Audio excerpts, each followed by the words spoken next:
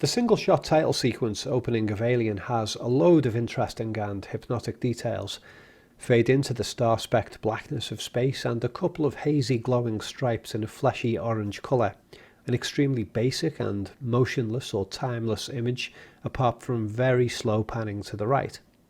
For a few seconds it's not even clear what these soft stripes are, but then the backlit horizon of a planet appears on screen. Okay, so the stripes are rings around a planet like what we've all seen in images of Saturn, only this planet and its stripes are more visually dark and flesh-coloured than Saturn. No planetary details here except for a hazy area of fleshy orange at the top of the screen, right by the curved horizon. You might not be able to see it on your screen, so I'll turn up the contrast. But otherwise, the content or surface of this planet is completely mysterious. Is this a gas giant planet like Jupiter or Saturn? Actually, it looks like a cross between the two. Jupiter has orange coloration and Saturn has visible rings. Is this planet small enough to have continents or oceans? We've got no idea, but we do know that we're moving away from the orientating stars of space and that the impenetrable blackness of this mysterious planet is going to take up the entire screen. The dark crescents and slow panning remind me of these shots in 2001. Similar sense of engulfing darkness. Except here, the blackness doesn't even cover a tenth of the giant black sphere that is swallowing us up. However, the key difference with Kubrick's Jupiter shots is the music. 2001 has the tormented, echoed voices of the gods effect.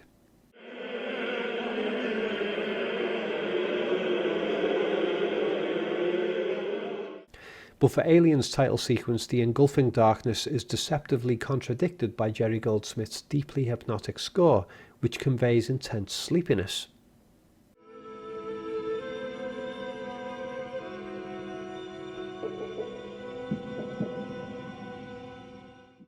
So here the vast dark void is more trance-like than in Kubrick's film. However, Goldsmith's score is much more sophisticated than this. There are many points in this movie, including this title sequence, in which it's difficult to tell the difference between music and incidental sound effects. A major reason why Goldsmith's musical scores for horror movies like Poltergeist, Gremlins and Twilight Zone the movie and Alien are so effective is because he sort of doubles up as a sound effect engineer. By that I mean that parts of his orchestral arrangements are written to imitate the kinds of real-world sounds that we would expect to be part of the emotional narrative. And sometimes his little orchestral arrangements are similar to what we would expect in terms of actual physical sounds that would be present in the scene. I'd always assumed when watching this movie that the score for this title sequence was a combination of Goldsmith's orchestra and additional sound effects added during the edit by the sound effects technicians. However, having listened to the film score separately on its own, I was surprised at how organic his compositions for the film are. He may have even incorporated actual sound effects samples instead of it all being 100% musical instrumentation. So it seems that everything we hear in this title sequence is Goldsmith's score, and nothing else. While a passing conscious listen to this sequence merely gives the impression of an incredibly basic slow melody with odd bits of harmonics, if we turn the sound way up there is a layering of other instrumental or sound effect moments that play on the subconscious.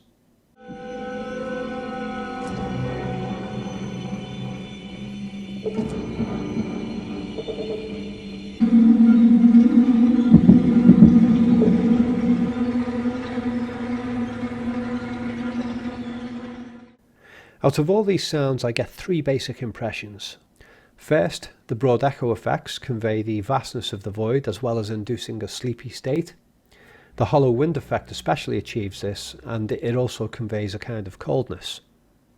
Second, there are organic sounding elements similar to heartbeats and the rumbles of stomach digestion, which again conveys a hypnotic state, as it's the kind of thing a baby would hear in the womb. And third, some of the sounds convey distant insect-like threats lurking in the darkness. It's a powerful piece of music, inducing a hypnotic sleep state in which night terrors are lurking in the periphery, and I particularly like that the contrast between those two states, sleepiness and fear, is unsettling in itself.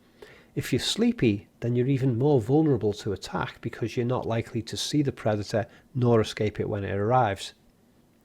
And this deeply hypnotic structure encompasses Goldsmith's entire score for the movie. The score alternates between slow-paced melodies with low-volume trance-inducing sounds, to the more traumatic scares in the forms of high-pitched shock and low-pitched doom.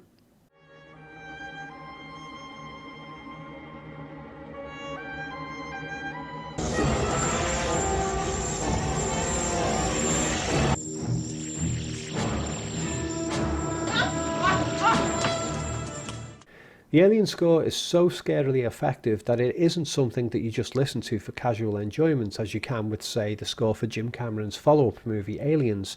That score has moments of incredible uplifting power. Great if you're psychologically prepping yourself for a boxing match or a job interview or whatever. The unsettling elements of Goldsmith's score for Alien I think tend to get overlooked because it's too effective to make for good casual listening. It massively contributes to the movie's overall effect, binding itself perfectly with the sophisticated visuals and psychological themes. Goldsmith really understood what the movie was about under the surface, and it shows in his compositions here. But it's just not something you want to listen to casually, it's too scary. Back to the visuals. The first shot panning into the planet appears to be repeated when we emerge on the opposite side, except the shot has been rotated 180 degrees, and so the rings are now arching upward instead of down. Was this an intentional error? Surely the continuity mismatch was noticed while editing. All they needed to do was flip the opposite side image upside down for a match. But I like the mismatch because, along with the second horizon appearing too soon, it gives the impression that our viewpoint has shifted thousands of miles rapidly in the darkness, or that we have simply been spun upside down and have re-emerged over the same horizon that we first saw. It's quite disorienting. Even the titles themselves are used thematically here. The film title, doubling up as the name of the monster, very slowly appears over the course of about 90 seconds. Not a single slow fade in, but instead individual letter components fading in one at a time. The alien itself is slowly revealed visually throughout the movie in a similar way.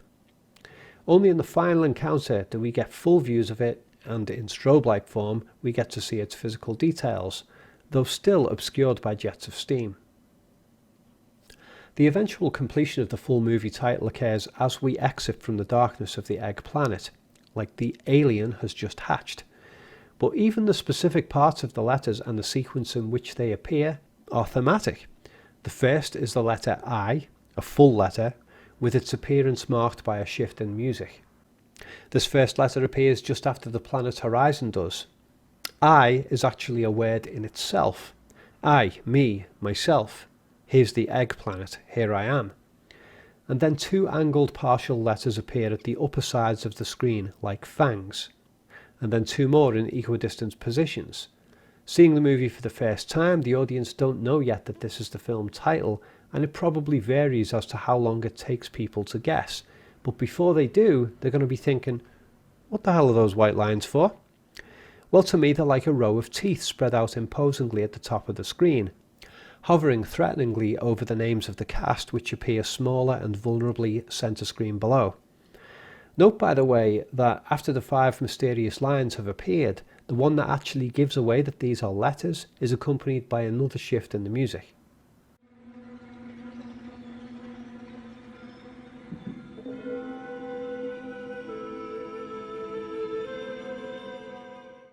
And the finished word has the letters spread out widely, which makes it more imposing and perhaps taps into the fear of the wide open darkness of outer space.